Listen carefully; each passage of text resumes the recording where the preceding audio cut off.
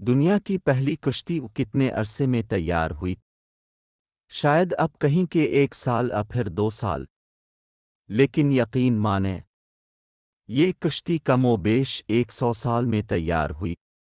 آپ سوچ رہے ہوں گے کہ آخر اتنا عرصہ ایک کشتی بنانے میں کیوں لگا؟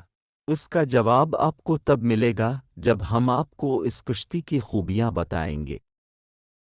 یہ کشتی ایک قول کے مطابق 300 گز لمبی، 50 گز چوڑی اور 300 گز اونچی تھی۔ کشتی کا آگے کا حصہ مرغے کے سر جیسا اور پچھلا حصہ مرغے کی دم جیسا تھا، جبکہ نیچے کا حصہ کسی پرندے کے پیٹ کی طرح تھا۔ کشتی کو تارکول کے ساتھ لیپا گیا تھا۔ کشتی میں 3 دروازے تھے جنہیں کشتی کے ساتھ جوڑنے کے لیے لوہے کی کیلوں کا استعمال کیا گیا تھا۔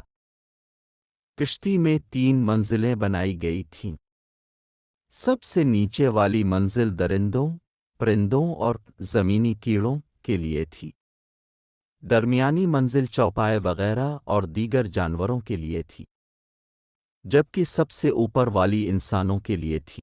تقریباً 150 دن یہ کشتی مسلسل سفر کرتی رہی۔ آخر کار یہ طوفان تھم گیا اور 10 محرم عاشورہ کے دن یہ کشتی ٹھہر گئی، اور پھر سب لوگوں نے شکرانے کے طور پر اس دن کا روزہ بھی رکھا۔